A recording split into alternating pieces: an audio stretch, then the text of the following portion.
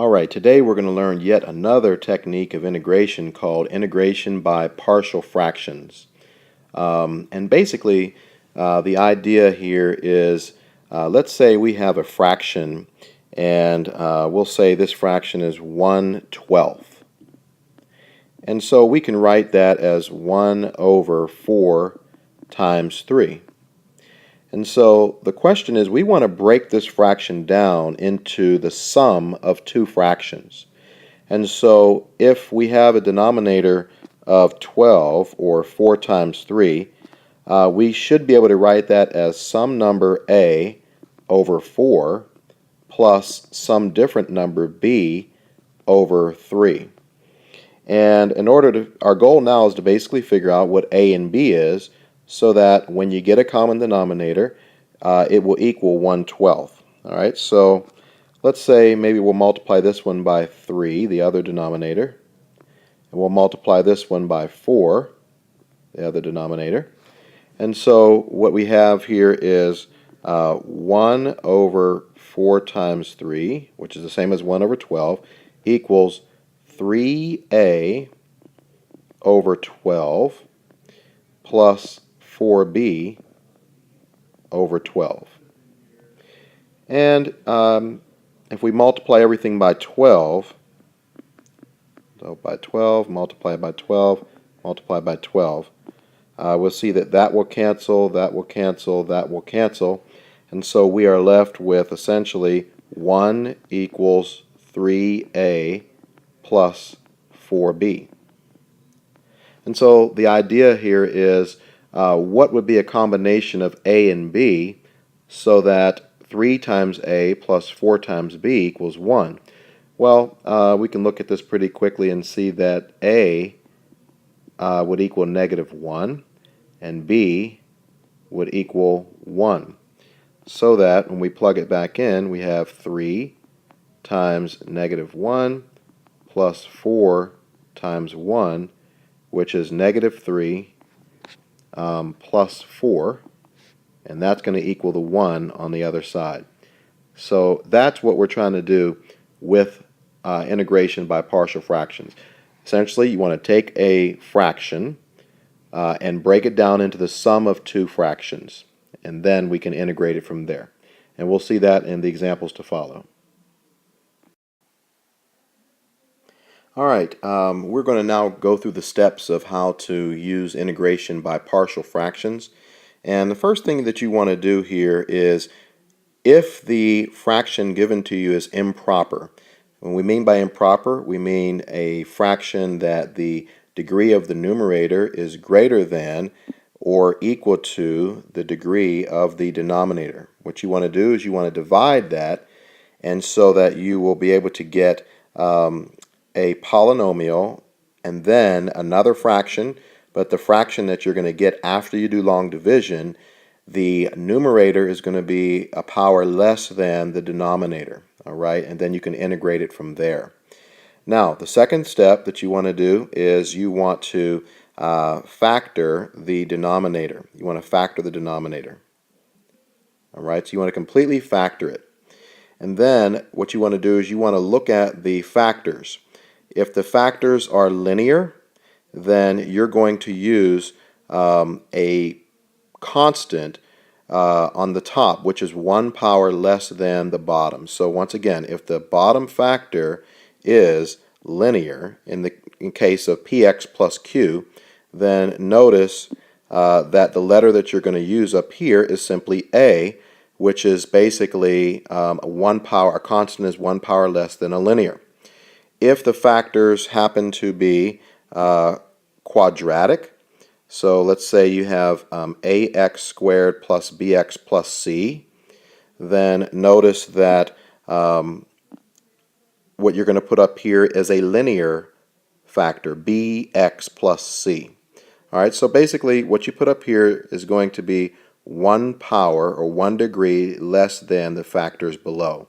And then after that, you're going to figure out what the letters A, B, and C stand for, and then you can integrate it from there. And we'll see that on the next 4 examples. All right, in this first example, we're going to use the steps that we just learned to evaluate this integral. So once again, the first thing that we want to check is whether it is an improper integral or not. And we can see that the power on the bottom is 2 and the power on the top is 0. So it is not an improper fraction, meaning the power on the bottom is bigger than the power on the top. So we don't need to do any long division here. All right, so the next step would be to factor the bottom. And so if we factor the bottom, that's going to factor pretty nicely into x minus 2 and x minus 3. All right, so now from here, what we want to say is 1 over x minus 2 times x minus 3 is going to equal some letter a over x minus 2 plus some letter b over x minus 3. Now once again, why did we choose a and b? Well, because x minus 2 and x minus 3 are both linear factors, and when it's a linear factor, you need to use a variable that is 1 power less than linear. So that's going to be a constant, simply a. Had this factor on the bottom been x squared minus 2, then we would need ax plus b to be on the numerator. But it's linear, so we just need an a. All right, so now at this point, we are going to try to get a common denominator. So that means we need to multiply the top and bottom by the other denominator, so x minus 3. And we'll do x minus 3 here. And then on the other one, we're going to multiply that by x minus 2, top and bottom. And also, I'm going to do another step. If you can imagine, I'm going to multiply both sides by the denominator, x minus 2x minus 3. What that does is that's going to cancel the denominators out. That's going to cancel that denominator out. That's going to cancel that denominator out. And that's going to simply leave you with 1 equals a times x minus 3 plus b times x minus 2. All right, because all the denominators are gone. At this point, now we're going to let x equal 3. And the reason behind that is, if you let x equal 3, you can see pretty clearly that this factor is going to go away. 3 minus 3 is 0, and that's going to leave you with a linear equation that enables you to solve for b. So let's go ahead and do that. So if x is equal to 3, this first factor with the a is gone, and you end up with 1 equals b times 3 minus 2, which is 1. So b equals 1, so that's pretty convenient. And then you can pretty much figure out what you need to do next. We're going to let x equal 2 this time. And if we let x equal 2, well, that's going to cancel off that factor with the b, and that's going to leave us with actually 1 equals a times 2 minus 3, or negative 1. So a equals negative 1. So we've got our a and our b, and now we need to go back and integrate this. So that's going to end up being the integral of a, so that's going to be negative 1 over x minus 2 dx plus the integral of b, which was just 1 over x minus 3 dx. And if you want to use a u substitution here, you can, but once you do it once, you'll kind of see that this is kind of pointless. U equals x minus 2, du equals dx, because the derivative of x is simply 1. So what you end up having there, I'm going to write it in red, is simply negative 1 over u. And we know that the integral of 1 over u is natural log of u. So I'm just going to write this as the negative natural log of the absolute value of x minus 2. You need absolute value because you cannot take the log of a negative number. And then you can see that the other one is going to be the same. So that's going to be the natural log of x minus 3. Oops, plus a constant. And I'm going to rewrite this as the natural log of x minus 3 minus the natural log of x minus 2, so that we can zero in on this minus sign in between logs, which is called the quotient rule of logs. And when you have a minus in between two logs, you can write that as the log of the first divided by the log of the second. So my final answer is going to be natural log of, all in absolute value, x minus 3 over x minus 2 plus a constant. And that is going to be the final answer to this first example. Okay, this one is a little bit more involved than the first one. First, once again, we want to check and see if it's an improper fraction. It is not, because the power on the bottom is cubed and the power on the top is squared, so we don't need to do any long division here. However, we are going to factor the bottom. Alright, so if we factor the bottom, we are going to get, well, we can take out an x, and that's going to leave us with x squared plus 2x plus 1. And we recognize that to actually further factor into x and then x plus 1 squared. Alright? Now, notice that x plus 1 is squared. That is what's called a repeated factor. It's a repeated factor because it is squared. However, the factor that is repeated is linear. Alright? So this is a linear repeated factor. And when it's a linear repeated factor, you need to write it in this way. So we're going to write it as 5x squared plus 20x, this is the top, equals, and we'll put that over x plus 1 squared. And that's going to equal, well, we have to take care of the x factor. That is a linear factor, so you need simply just a over x.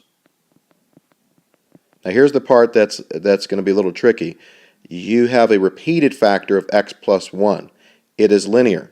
So you need a b over x plus 1, but you also now are going to add a c over x plus 1 squared. Alright? And just kind of get comfortable with that, look at that, and that is the way you want to deal with these repeated factors. Alright? It's a linear repeated factor. So, once again, we need to get a common denominator. Alright? So, we need to multiply this first factor, this first term by x plus 1 squared. So, we're going to go ahead and do that. X plus 1 squared, and then x plus 1 squared. Alright, and then the b term simply needs, actually it needs two things. It needs an additional x plus 1, and it also needs a standalone x. So we need to multiply that times x and then x plus 1. And then the c term simply just needs an x multiplied by it. Alright, now once again, this is the step that I'm going to start skipping. If I were to multiply across by x plus 1 squared, that's going to cancel the denominators out. On the left side, it's going to cancel that out. Alright, and it's going to cancel the denominators out all on the right side because they're now common. So that's going to basically leave us with this.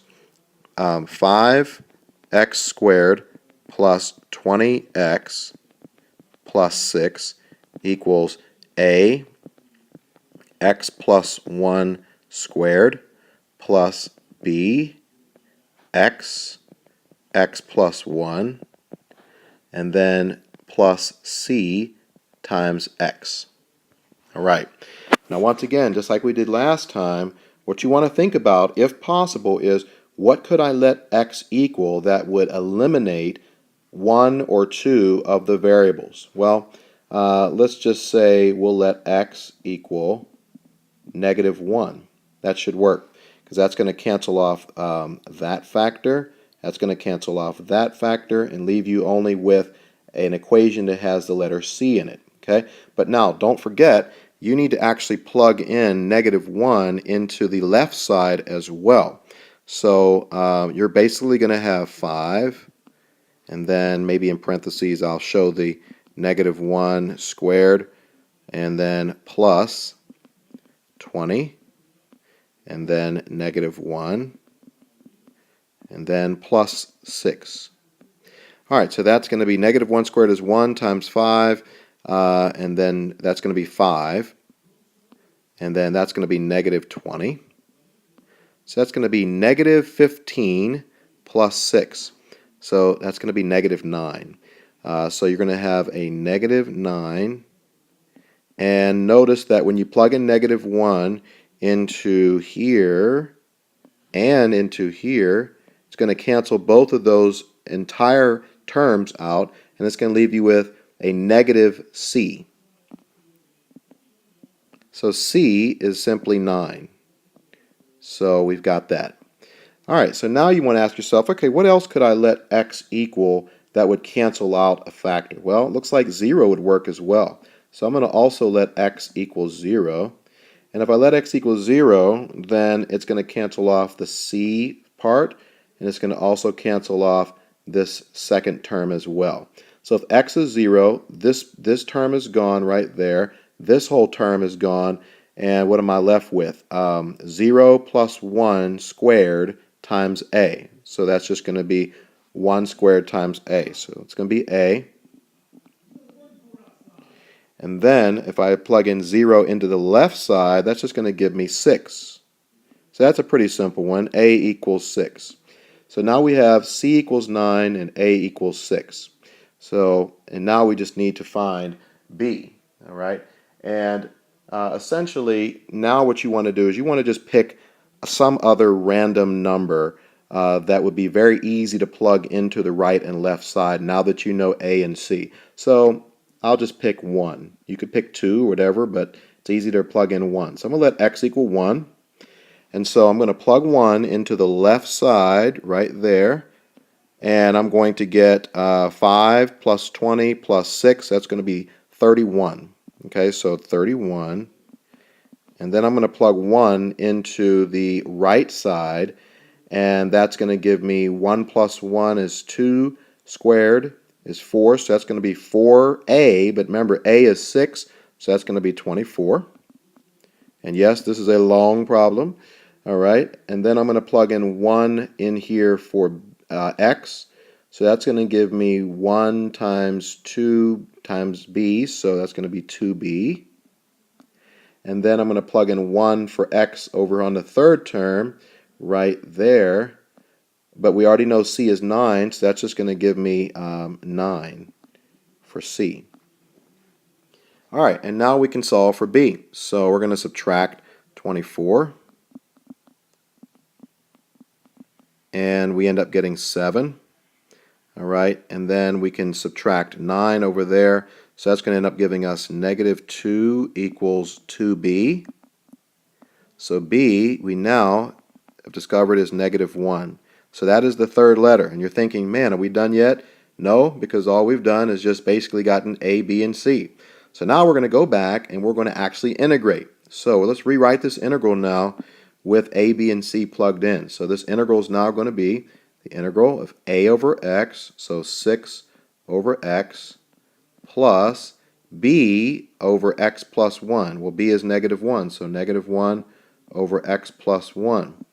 And then c is 9, so that's just going to be 9 over x plus 1 squared.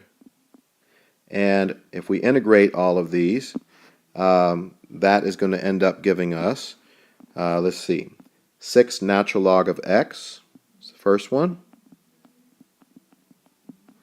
And then this second one is going to be negative natural log of x plus 1. All right.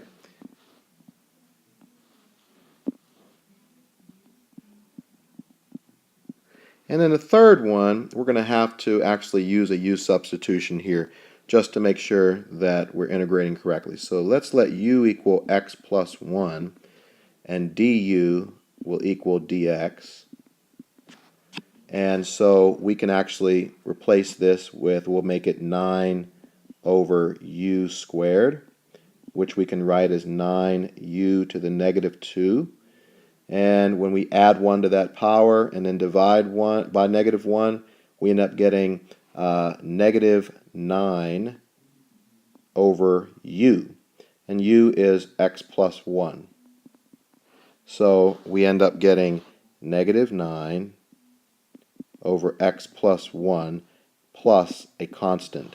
And that is the answer to this extremely long problem. These do take some time.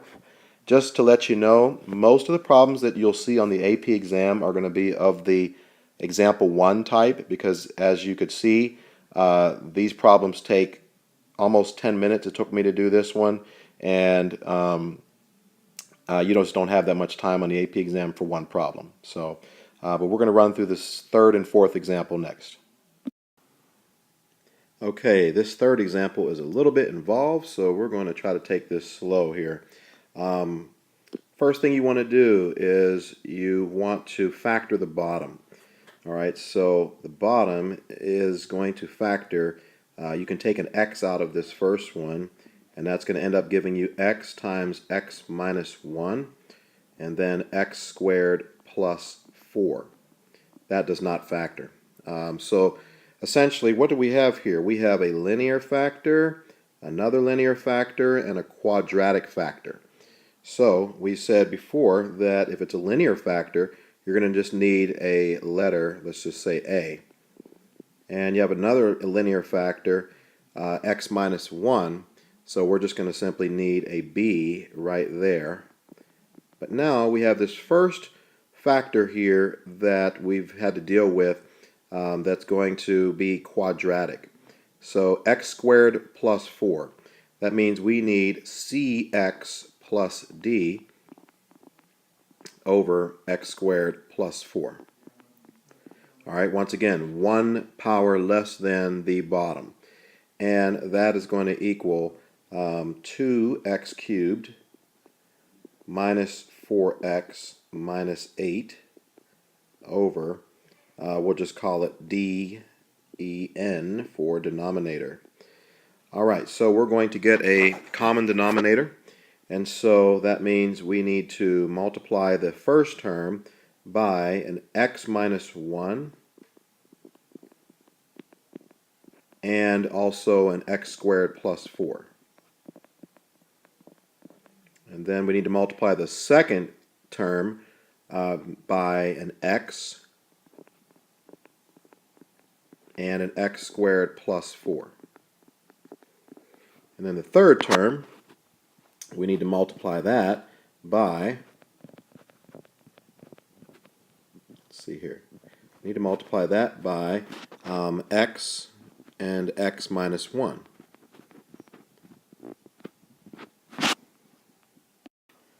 And I'm doing 2 steps in one because I am going to assume that I've already multiplied all the way across by the denominator, which is going to cancel all the denominators out. So that's going to leave me with 2x cubed minus 4x minus 8. All right, at this point, we need to figure out what we can let x equal that would cancel out some factors. And so the first thing we'll do is we will let x equal 1. And if we let x equal 1, that is going to cancel out that factor. And it's also going to cancel off that factor because 1 minus 1 is 0. And when we plug in 1 to the left side, we simply get negative 10. So I'll do this one in red here. So negative 10 equals, the a is gone, the cx plus d is gone. You plug in 1, you get 5. So 5b. So b is equal to negative 2. All right. And so now we're going to do a similar thing. Now we're going to let x equal 0. All right, if x is equal to 0, then that's going to cancel off that one, and it's going to cancel off that one, and that's going to essentially leave us with negative 4a equals -8 if you plug in 0 to the left side. And we end up getting A equals 2. All right, so we're saying to ourselves, okay, we've got A, we've got B, now we need to figure out how we can get C and D. All right, so I'm going to now go back and plug in 2 for A, because we know that is A, and we know that B is -2, so let's just go ahead and put those right there. And now it's not so apparent what we need to do next, because there's no number that we can let x equal. That would cancel everything out. So now we just have to just start trying random numbers. So I'm going to let x equal 2. All right. So when x equals 2, let's just see what we have here. We have on the left side, that's going to give us 16, because 2 cubed is 8 times 2 is 16, minus 8, and minus 8. And so that is going to end up being 0. So on the left side we have 0. On the right side, plugging in 2 is going to give us, let's see, 2 minus 1 is 1. 2 squared is 4, so 8 times 1 times 2, that's going to be 16. And then on the next term, we're plugging in 2 for x, so that's going to give us, once again, 2 squared is 4, so that's 8 times 2, that's 16, and that's -2 multiplied by -2, so that's -32. And then now if we plug in 2 for x, that's going to give us 2c plus d. And then plugging 2 in for x over here is going to give us 2. So we actually need to multiply this by 2. So that's going to end up giving us a -16 right there. Move that to the other side, and that is going to be a +16. And this is going to be a 4c plus 2d. And if I divide everything by 2, we get 8 equals 2c plus d. All right, so now we got to go back and do this one more time, and this time we're going to let x equal -1. So hopefully we won't run out of space here. Let x equal -1. Now these are just random numbers that I'm picking, simple numbers to plug in. You can pick whatever numbers you want. So I'm going to let x equal -1, and when we plug in -1 into the left side, we're going to end up getting -2, and then +4, and then a -8. So that's going to end up giving us a -6. Okay. And then on the other side, after you plug everything in, and you can do that on your own, but after you plug everything in, you're going to get -20 plus 10 minus 2c plus 2d. And then from there, you kind of move things around a little bit, and then you're going to end up getting an equation that is -c plus d equals 2. All right, now we've got to do a system of equations. So we have one equation that's going to be 2c plus d equals 8, and we have below that we have -c plus d equals 2. And so we need to solve the system of equations by subtracting so that the d's cancel out. So if you subtract, you end up getting 3c equals 6. So c equals 2. And then if c equals 2, then we can plug that back in here, and we end up getting d to be equal to 4. So d equals 4. All right, so we know A, we know B, we know C, we know D. All right, and we're going to have to continue this on the next slide. All right, so A is equal to 2, B is equal to -2, C is equal to 2, and D is equal to 4. And so if we go back to the beginning and plug those values in, we end up getting an integral of A over x, so 2 over x dx. And then we have B over x minus 1, so that's going to be a -2 over x minus 1 dx. And then we have cx plus d, so that's going to be 2x plus 4 over the quadratic factor of x squared plus 4 dx. All right, and the first two are pretty basic to solve. We've seen these a few times already. So the integral of 2 over x is just going to be 2 natural log of the absolute value of x. And the other one is going to be -2 natural log of x minus 1. So a lot of natural logs in these types of problems here.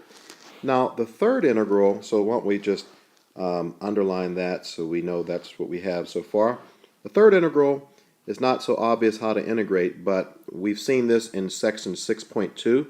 So what you need to do is you need to divide the bottom into both of the parts on the top. So that's going to give us essentially, it's going to break out into two different integrals, which the first one will be the integral of 2x over x squared plus 4 dx.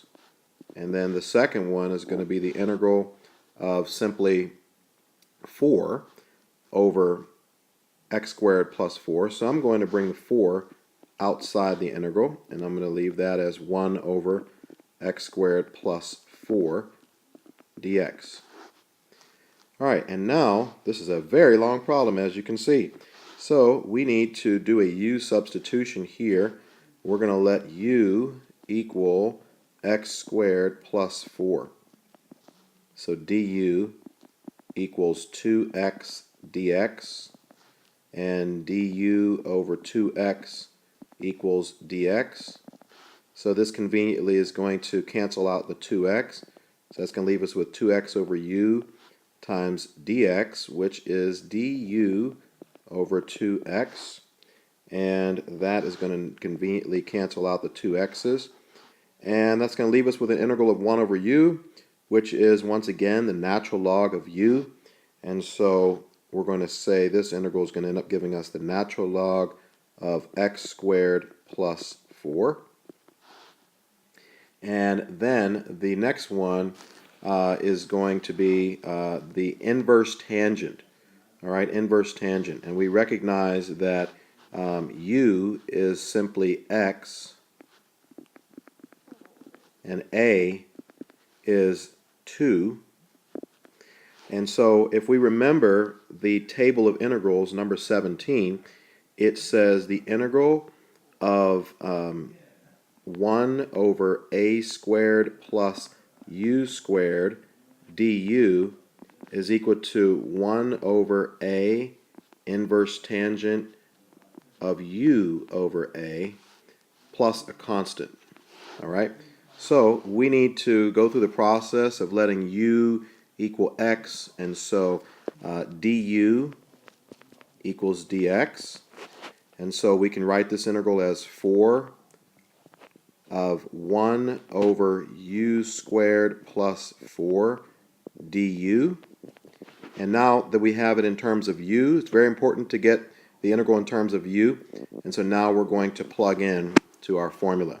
So that's going to be 1 over a, so 1 over 2, inverse tangent of u over a, which is going to be x over 2, plus a constant.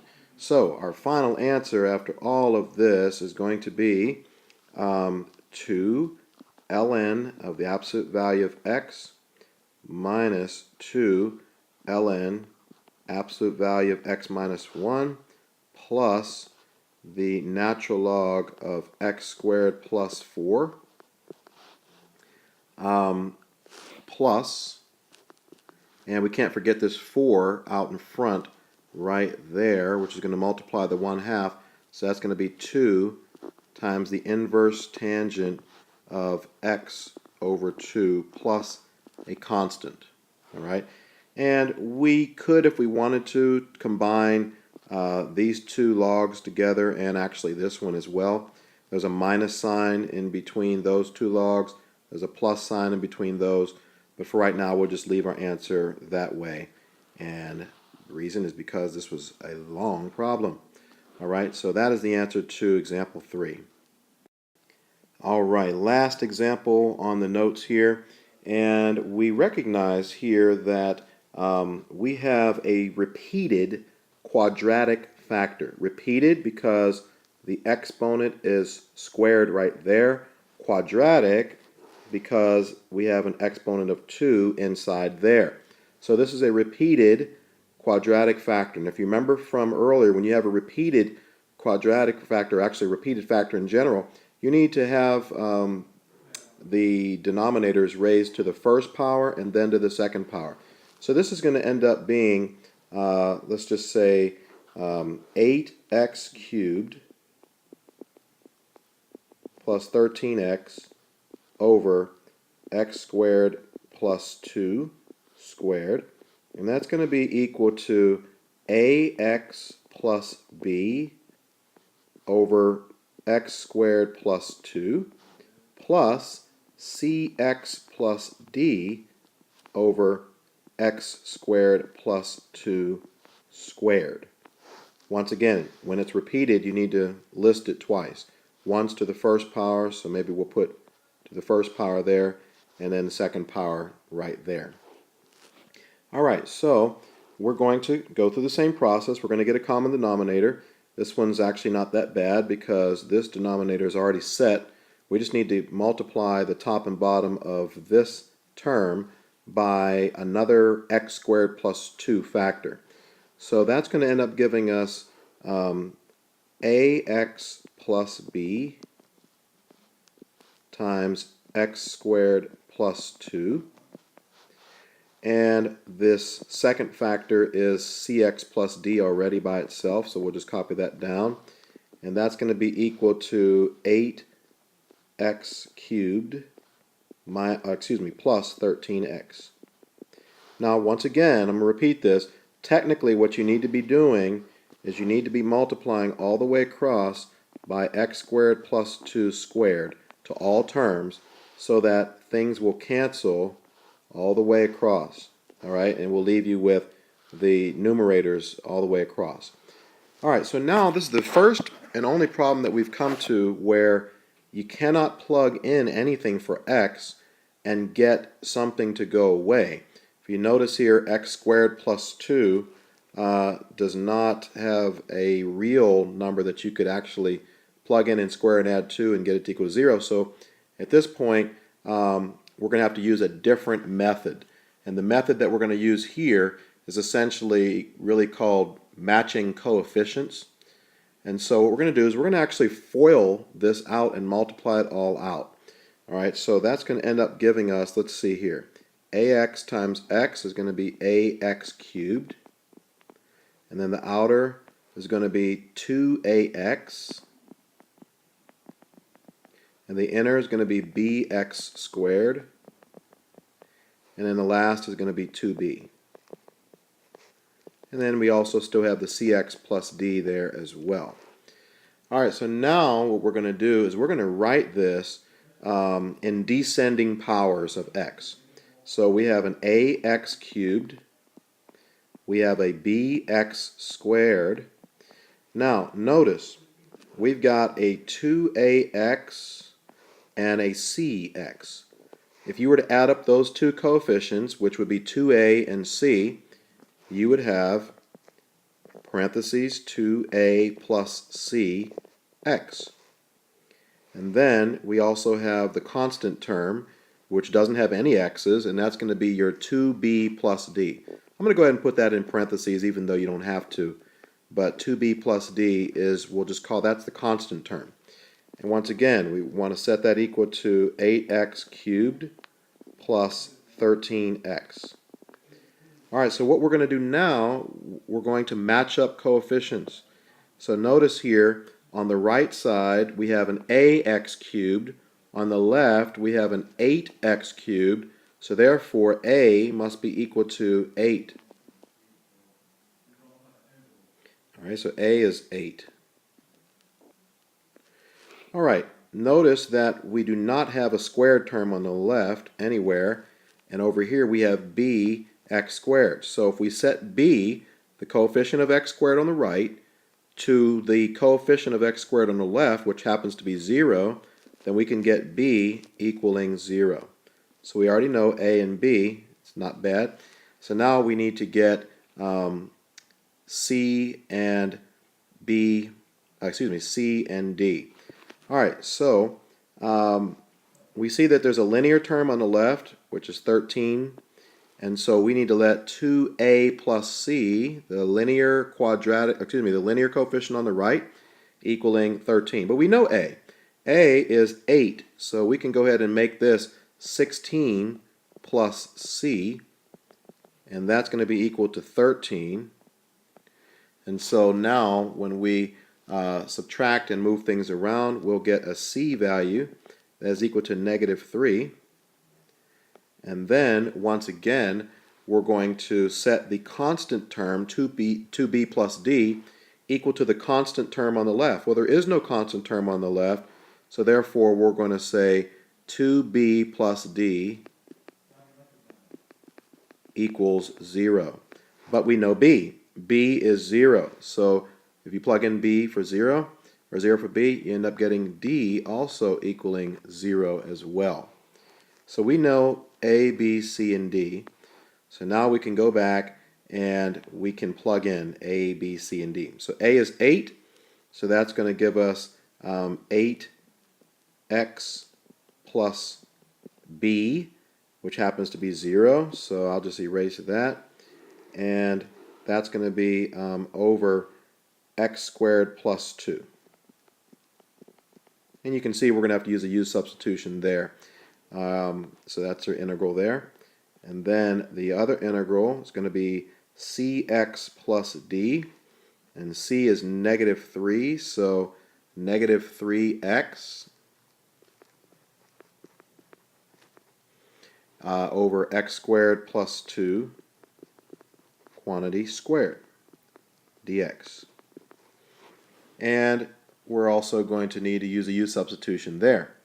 So if you go through the process of doing the u substitution, for the sake of time, I'm going to skip that.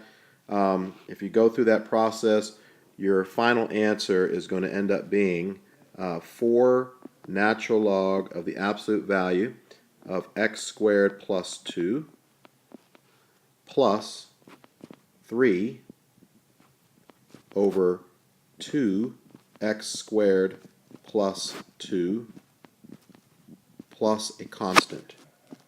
And that is the final answer to this problem. And if there's any other questions, we will go over them tomorrow in class.